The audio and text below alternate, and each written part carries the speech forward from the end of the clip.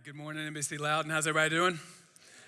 Good. Let's go Matthew chapter 5. If you have a Bible, turn with me to Matthew chapter 5. If you don't, no worries. This verses will be on the screen. I love books. The Amazon delivery man would tell you that much. This man named Britten, he's loving some books these days. He'd also tell you that there's a lady named Brooke who lives in my house that doesn't just love books. She loves anything and everything from Amazon. Okay, we're pretty much on a first name basis, my Amazon delivery man and I. And one day he rolled up, he unloaded what seemed to be half the truck. And then he pulled off, he stopped, and then he hit reverse and came back and dropped off a few more. And he laughed, and as he was handing me a few more of those packages. But in all seriousness, I really do love books. I haven't always loved them, but ever since I began to follow Jesus, I've had this drive to read more and more books. And there are books outside of the Bible that have truly transformed my life. I remember reading C.S. Lewis's Mere Christianity and sitting there amazed, realizing I had logical standing for my faith in Jesus. And I also, it's not just books that have transformed my life, but sometimes chapters of books do it. I remember reading John Piper's Desiring God, realizing following Jesus was not at odds with my happiness. I remember thinking that Christianity was kind of this grin and bear it here on the earth until we get to heaven. But that chapter was life-changing and showing me that Jesus is actually the pathway to true and lasting happiness. So there's books, and there's chapters, and then there's statements within chapters of the books that have been life-shaping, life-transforming. One of those came from a book I read a few years back, Ray Ortlund's book, Death to Porn. He writes, "This is all you need to know about me. I'm a Christian pastor. I love my wife. I am not looking at porn. I am a sexual sinner." First page, right out of the gate, and I sat there stunned by the honesty. A Christian leader, a popular author, a respected pastor. He goes on to say, "I wish that last one weren't true.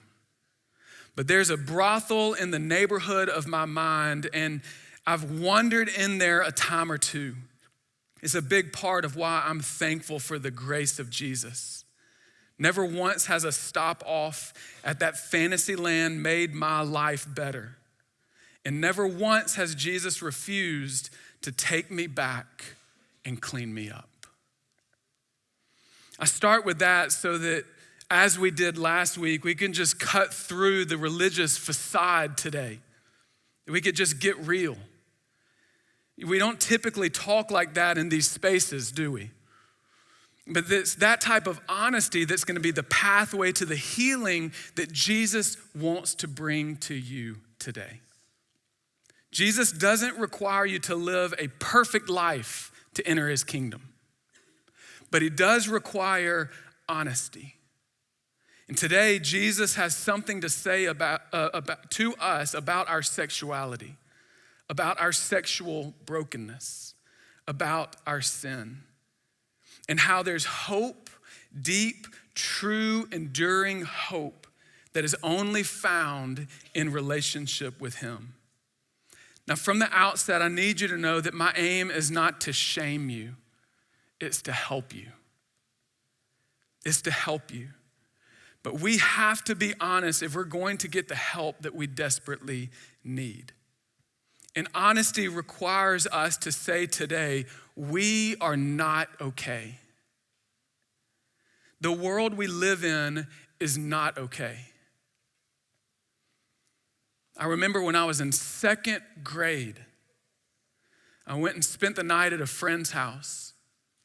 And his dad had an inappropriate calendar hanging in his office. And I remember feeling both this inner pull towards those images, like this dark attraction, but at the same time, a guilt and shame rushed inside of me for even seeing those images. I didn't seek it out. I didn't ask for it, but in that moment, the darkness fell over the innocence of my life. And I went home the next day and I told my mom, I don't ever want to go back to that house. Because I knew there was something terribly wrong and seductive at the same time. And by the time I graduated high school in 1998, I could probably count on one hand the times I encountered pornography. Pornography wasn't something that was easily accessible in my life growing up. But not today. That's not the case today. Did you know that pornography makes up 12% of all websites? That 1/3 of internet traffic is related to pornography. Porn sites receive more monthly traffic than Netflix, Amazon, and Twitter combined.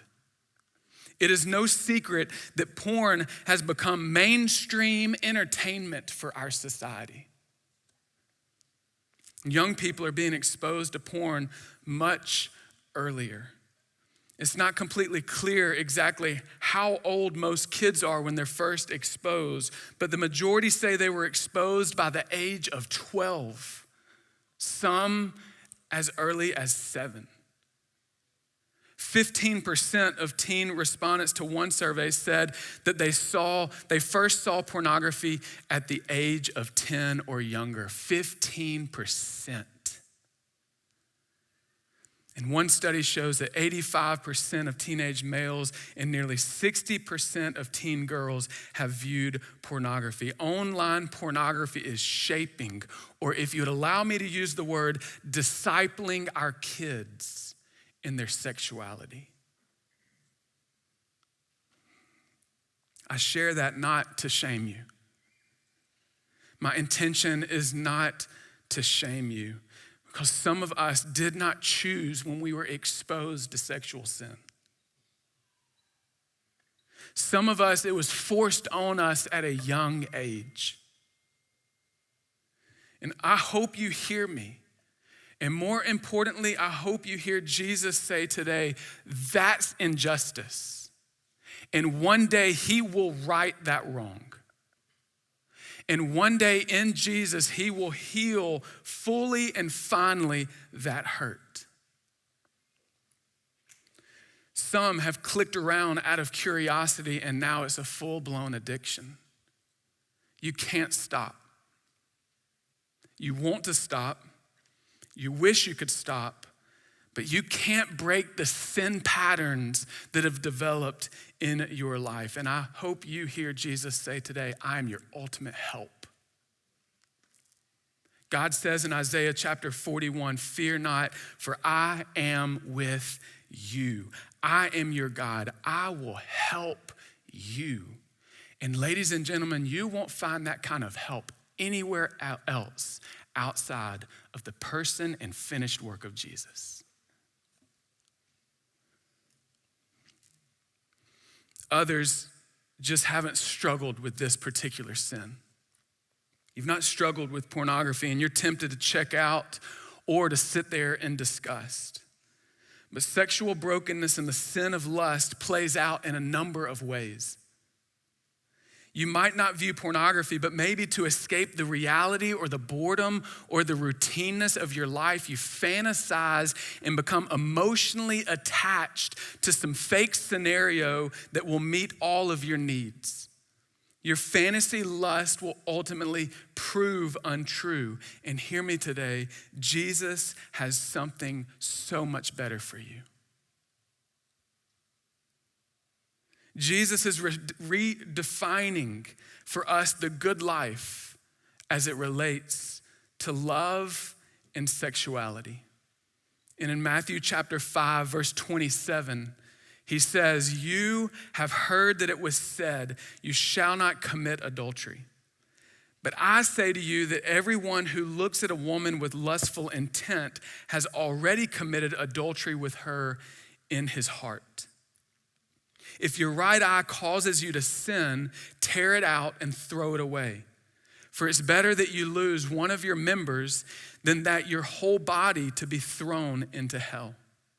And if your right hand causes you to sin, cut it off and throw it away, for it's better that you lose one of your members than your whole body go into hell. All right. Jesus today is giving us some hard words. But listen, they're not harmful. He's given us they're not harmful, they are helpful words from Jesus. Just because they're hard doesn't mean they're harmful. He's given us some helpful words, and he's not here to shame us. He's not here to berate us, to scold us. Listen, he is here to confront us. And it's a confrontation of love. Jesus cares about you. He cares about the person on that screen. He cares about your spouse. He cares about your future spouse. He cares about the person that you're hooking up with, and he cares about your kids. He cares deeply for every single one of us.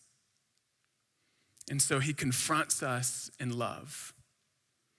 And in love, he says some hard words. Today, I want to show you that Jesus exposes the world's distortion of our sexuality. I want to show you how Jesus affirms God's good design for our sexuality.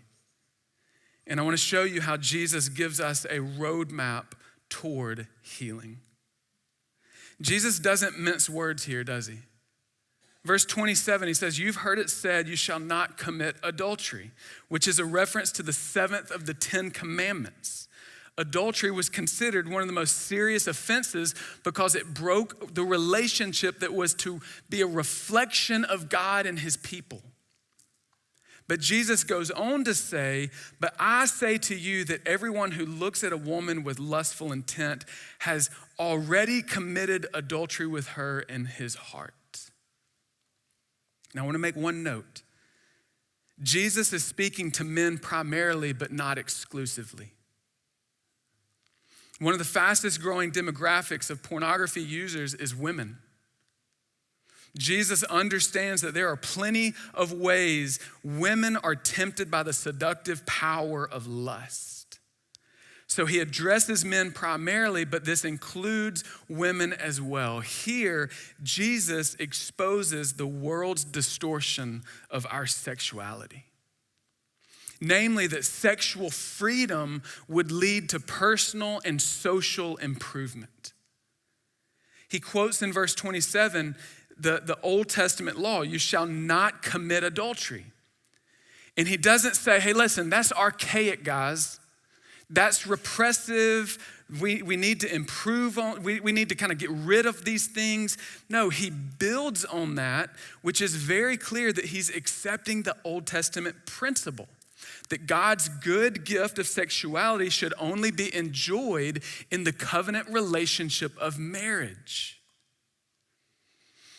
It was Sigmund Freud, one of the most influential thinkers of the 20th century, that said that every sexual feeling is worth pursuing. And in the 1960s, it brought about the sexual revolution. It was advanced in the name of love and freedom. Many thought we just needed to be freed from the trappings of what Jesus is referring to here. We just needed to kind of free things up. And at that time, a new a boundary around sexual activity was set, and it was consent. Consent became the new boundary for sexual activity. Beyond that, anything goes. It's just this natural appetite. So if you're hungry, eat food. If you're thirsty, get a drink. If you have a sexual desire, go for it without shame, without consequences, with whoever or however you want. And it was supposed to be all about freedom. Now, to be clear, in history, there have been ways religion and even Christianity has approached sexuality that we don't want to return to. I'm thinking in terms of like forms of misogyny, that we would not want to return to. But listen, even those are distortions of God's good design for sexuality. So consent became the new boundary. And let me ask you this. Has that form of freedom led to fulfillment? Has that new boundary led to your life being more fulfilled in this area?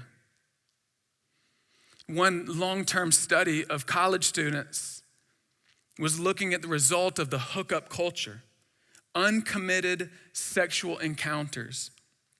And it found out, listen, 40% of college students referred to hooking up as regretful, empty, miserable, disgusted, ashamed, duped, and even abused. Why is that? Because sex outside of the boundaries of lifelong covenant of marriage, where you look at an individual and say, I am all yours until death parts us. Any sexual activity outside of the covenant of marriage is not only morally wrong, it's personally harmful.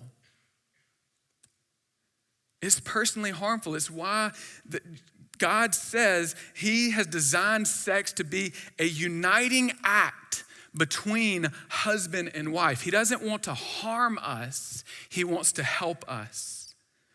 You know, neuroscience shows that sex activates the dopamine system of our brain, which is called the pleasure chemical. This is one of the reasons why pornography can be so addictive. Sex is incredibly gratifying. And listen, God designed it that way. But it's not just incredibly gratifying. There's something else happening, and it's that sex also releases oxytocin, a hormone that strengthens the emotional bonds. It's the same hormone released when a mother breastfeeds her baby. God created our brains to respond this way because sexual intimacy literally is designed to bind two human beings into one. And that is hurtful. When you do that with someone or something that has not committed their entire being to you until death parts you. God created sexual intimacy, and we've distorted it into something God never intended, and those distortions have devastating effects for our lives, devastating effects for our families, devastating effects for our society. Mark it down, distortions of what God has designed will always lead to our harm. So let me ask you, is our hypersexualized culture giving us more love? Is it providing us greater freedom? In fact, studies, and listen, these are secular studies that are showing this now. Secular studies are showing overwhelmingly the opposite. That this type of culture is not fostering mutual respect between genders. This type of culture is not reducing loneliness. This type of culture is not creating safe and healthy homes to raise and rear children in.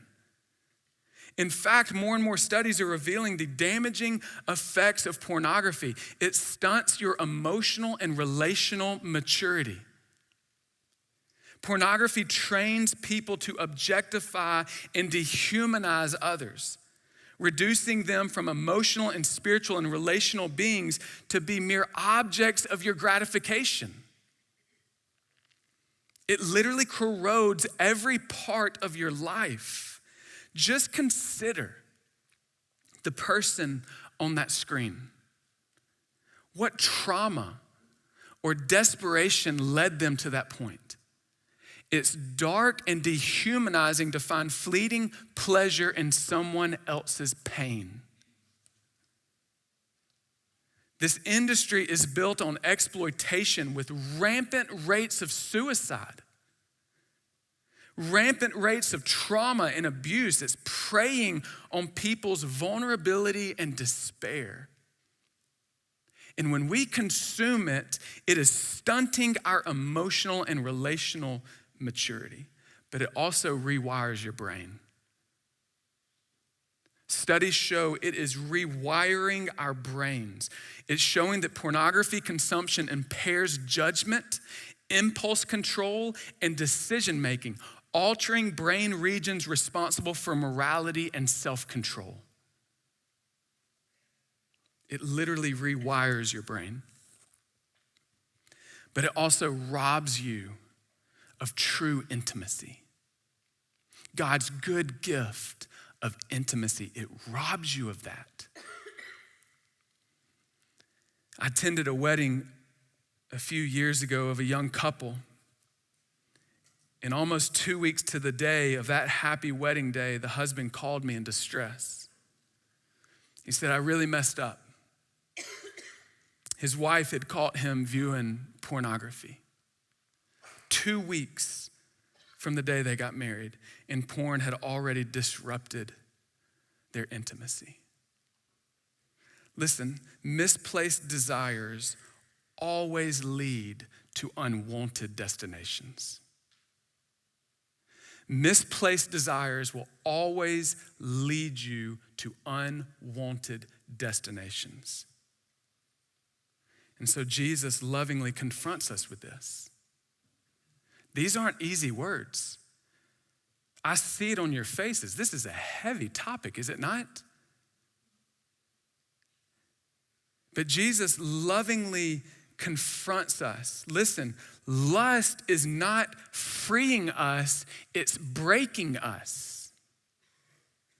Lust is not delivering more love, it's unleashing a hurricane of harm and destruction and regret. And Jesus reveals the lie behind lustful fantasies and desires, exposing the damage that they cause to our own souls and the souls of other people. But he also offers something so much better. He offers real healing, genuine love, and lasting freedom. I want you to see that Jesus also affirms God's good design of sexuality. Back to verse 27, and you have heard it said, you shall not commit adultery. But I say to you that everyone who looks at a woman with lustful intent has already committed adultery with her in his heart. Now he returns to the pattern that we saw last week when he's addressing anger. You've heard that it was said, but I say to you. We saw this last week in addressing anger, and we're going to see this over the next few weeks as well. He's teaching us about the good life and how through relationship with him, he transforms us into a certain kind of people who reflect his glory and reflect his goodness. And he's not just concerned about our behavior. He goes straight to the root of the problem. Jesus knows in religion, someone can technically never commit adultery, but still harbor all sorts of destructive lust and fantasy in their mind. And think of it this way. Jesus in this verses, he's tearing something down. He's tearing something down. It's not God's law. Jesus never pits himself against God's law. He's not tearing God's law down. He's already said, I didn't come to abolish the law. I didn't come to relax the law. Jesus, what he's doing is dismantling the faulty interpretations and applications from the religious leaders of his day. That's what he's doing. He's tearing down this outward performing religiosity that says, if I can keep myself clean, then God owes me.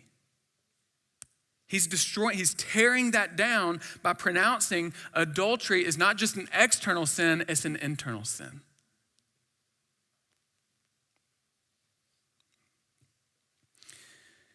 But he's also using the perfect law in its full and rich implications for our lives in a way that's building something up. What do I mean by that? Listen, the religious leaders of the day had flattened the law of God, and in so doing, stripped it of its richness and its beauty, and listen, its heaviness.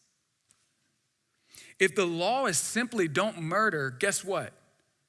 We can kind of get through that one, can't we not? Can we not? We just kind of hold on and we just make sure we don't unleash a torrent of anger. I mean, we can get to the end of our lives and obey that one. If the law is just don't have an affair on your spouse, we can kind of willpower our way through that. But Jesus is showing us God's law is so much heavier. If there's lust in your eyes, you are guilty. You're guilty. And it's intended to drive us to become, listen, you might have heard this before, poor in spirit. The heaviness of God's law, the way he's interpreting it and applying it and bring it to bear in these people's lives and in our lives today is to lead us poor in spirit and to mourn how we have fallen short of God's good design for our lives. He says, if you've lusted after another person, you're guilty. And it's not just the action, it's not just the intent, it's now the motive, it's the imagination leaves us guilty. Listen, Jesus desires to deeply transform our lives, and he intends to allow God's holy and perfect and glorious standard to leave us humbled, recognizing that we've all fallen short. Every one of us. And that's to leave us with the heaviness in this moment.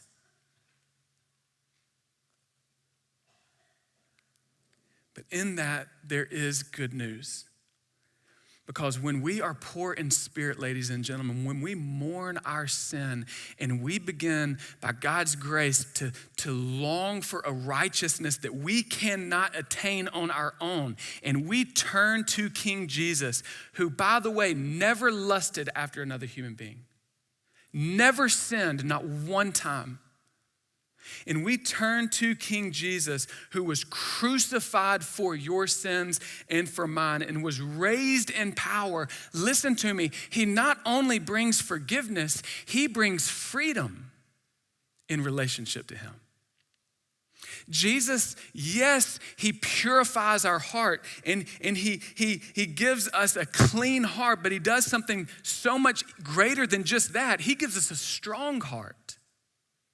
He begins to transform our desires in relationship to him. But first, we have to feel the heaviness of God's law. If you've lusted after another human being, guilty.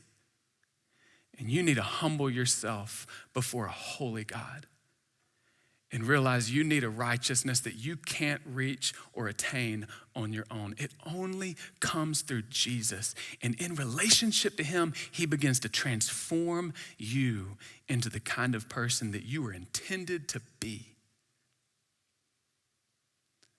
One whose desires are rightly ordered under the kingship of Jesus. Life in the kingdom of God is not just white-knuckling your behavior, but experiencing an inner transformation of the heart through relationship with Jesus. And the world says consent is the boundary. As long as someone gives consent, that's the boundary to express yourself sexually. But you and I know that that leads to all sorts of regret and misery and shame. And so Jesus says no to that and says yes to God's good boundary, which is covenant. It's covenant. He affirms God's good design. Now, I'm not sure if you knew this, but the Bible isn't shy when it speaks of God's good gift of our sexuality. It's sad that so many of us grew up in a religious context where we were never discipled on God's good design of sexuality. That was because it was impolite to talk about this subject. Some of you are even concerned now that we're talking about this subject in this space. And tragically, parents and pastors and Bible teachers and mentors didn't teach on the good and beautiful and powerful truth of our sexuality. And so growing up, my discipleship seemed to essentially be sex is bad, don't do it until you get married. Grew into my teenage years, and I was hearing from all sorts of adults in my orbit, sex is bad, don't do it until you get married. And then sometime around high school, I began to hear from my peers that sex is fun and everyone's doing it. And so many young people buy into that lie, I believe, because they have never been given the good and beautiful and powerful truth of God's good design of our sexuality, what God intended it to be. What is handed to young people through pornography today at an age of 7 is so distorted and so distant and so devastatingly evil that it's not even comparable to the beautiful design of God's sexuality, of what he intended for our sexuality. It is life given in God's desires, and it is life taking in the form that is being shoved down our kids' lives today. What is lived out in the hookup culture, emotionless sexual encounters, is so distant from the biblical beautiful picture of sex. It's in a very real way, we're not even talking about the same thing. And in these verses in Matthew chapter 5, though not directly, I believe indirectly, Jesus is affirming God's good design. We already mentioned the pleasure and the bonding chemicals that are firing off in our God-given brains. God made it that way. But also, you need to understand, God actually inspired an entire book, the Song of Solomon, which is a collection of love poems between a man and woman celebrating their sexual relationship in the covenant of marriage. And you get to chapter 7, oh my goodness. I was gonna read it, but we're running out of time and we really just need to keep moving on. In all seriousness, I don't wanna stand up here and blush all different shades of red as I read about this husband complimenting his wife from the toe to the top of her head and not missing any spot in between. It is passionate, it is beautiful, it is romantic, and it is God-inspired revelation. So God created sex, and God's wisely placed the boundary around it for good. And that boundary, listen, is the covenant of marriage, where we look at another human being, we look at our spouse on our wedding day, and we say, through the highs and the lows, whatever happens, I am here and I'm never going to leave you until death parts us. It's only in that relationship that sexual activity and experiences can be helpful and beautiful and God glorifying. Everything else outside of that boundary leads to death. Jesus affirms God's good design and he exposes the world's distortion. Listen, lust is taking. Lust uses the person. It's using sex selfishly. That's not love. Listen, mark it down. Lust kills love. Lust kills love. Lust doesn't free you, it enslaves you. Lust always wants more. It drives you literally into yourself. It doesn't give you life, it robs you of life. Lust destroys your ability to love, which is why Jesus, who loves you deeply, is so strong in his words in Matthew chapter 5, because he knows lust kills love. And this is how serious Jesus is. Verse 29, if your right eye causes you to sin, tear it out and throw it away. For it's better that you lose one of your members than that your whole body be thrown into hell. Verse 30, if your right hand causes you to sin, cut it off and throw it away. For it is better that you lose one of your members than that your whole body go into hell. Now that seems extreme.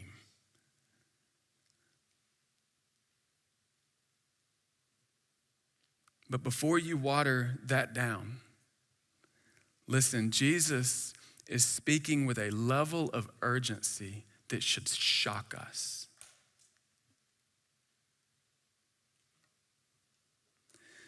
That's how powerful and dangerous lust is in your life. That's how powerful and dangerous lust is in your home.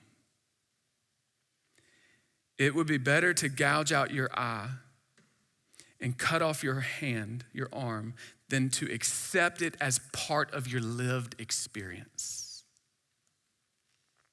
It's that damaging. It's that destructive, and it's that damning. Well, I don't think Jesus is actually calling us to amputations today. Can we get that out there? But what is he doing in these verses? I see Jesus is giving us a roadmap toward healing. He's giving us a roadmap toward healing. We are not okay. And Jesus is using hyperbolic language to describe the present danger of lust in your life. The danger of sexual sin. The danger of sexual fantasy. And if you're going to get healing, you need to be honest about it. And that's why he's telling us we must deal drastically with sexual sin.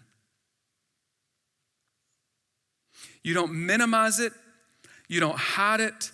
You don't explain it away. You don't pamper it. You don't flirt with it. It will destroy you in your relationships. It will destroy your relationship with others. It will destroy your relationship with yourself, and it will destroy your relationship with God. You are to hate lust. You are to hate sexual sin and literally put it to death. That's what the Word of God says. Colossians chapter 3. Put to death, therefore, what is earthly in you: sexual immorality, impurity, passion, evil desire, and covetousness, which is idolatry. You are worshiping a God that is not God, and you need to put it to death. The very next verse in Colossians 3:6 says, on account of these, the wrath of God is coming. I am pleading with you to take serious your sexual sin. I'm pleading with you not to cover it up and hide it and explain it away. I'm pleading you to deal with it drastically because Jesus is looking at you today and telling you this is so serious. This is eternally serious in your life. So how do we put it to death? How do we deal drastically with sexual sin? I want to give you just a few phrases. I got 4 of them. You might want to write these down. And I hope this points you to the help of Jesus that he's offering you today. Number 1, honest relationship. Honest relationship. Change will begin to happen when you face your behavior, when you face your imagination, honestly, in the context of safe relationships. There are no secrets that you carry right now. There is not a single secret in this room that God doesn't already know about, in full. And God says, I love you. I care about you. I know about the secrets, and I still sent my son to die for you. And within that safe relationship with Jesus and others, that you can have the courage to get honest. And that's the pathway for you to deal drastically with your sin, is to find someone you can be honest with. Whether that's in your church group or whether that's a pastor or a ministry leader, a trusted friend, a Christian counselor, someone who you can get rigorously honest with and lay it all out there and bring it to the light. Honest relationships, but also to deal drastically with it is going to also include you wisely assessing your life. Wisely assess. Where and when and how are you prone to lust? Is it through a device? A certain environment? Do certain circumstances trigger that? Are there movie channels or song selections or certain apps that you've downloaded on your phone? You and I are foolish if we do not have helpful checks and balances throughout all of our lives. Parents, you are foolish with that precious child if you do not have checks and balances on every device that has internet in your home. We all need robust and loving accountability in our life. Listen, what do you allow into your home? What apps do you have on your phone? What internet sites are you visiting? Where do you use the devices? How are you lingering in fantasy? Wisely assess.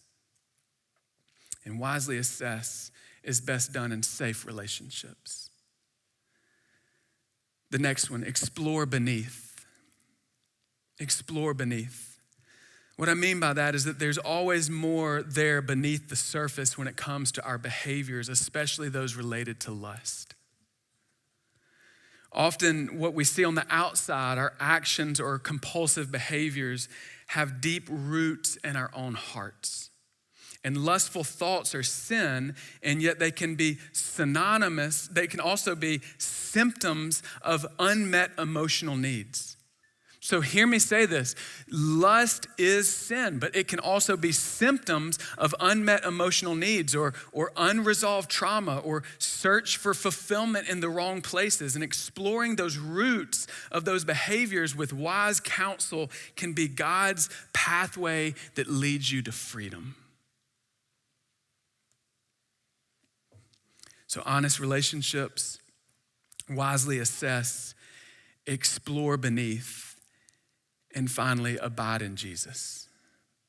Abide in Jesus. In relationship, Jesus transforms us. He transforms our imagination and our behavior. That's the good news of Jesus today. I know I see it on every single person's face before me. This is heavy. But Jesus is here to give you hope through relationship with him. And he's here to transform not just your behavior, but your imagination through relationship with him. Jesus, this is the good news. He alone offers living waters. You don't have to keep going back to those polluted wells to try to quench your thirst. You can go to him. You can turn to him. You can turn away from the sin of lust, and you can abide in a relationship with him. You can linger in that relationship with him, and it begins to transform you from the inside out. It does. He transforms your motivation. He transforms your imagination. He transforms your desires. He transforms your behavior, and he does it all. Listen, not by you sticking to some religious commands. He does it by relationship with him. So let's go to him. Let's turn to him. The ultimate hope in this, our desire for lasting love. Listen, our desire for lasting love, for longing for happiness, our hope that one day that the wounds would be healed and that we'd fully be restored to all that we were created to be, it's all there in Jesus. It's all there in Jesus, in his cross and resurrection, in the forgiveness that comes through his blood, and the acceptance that comes from belonging to God's forever family by grace through faith. It's there in Jesus. So go to him.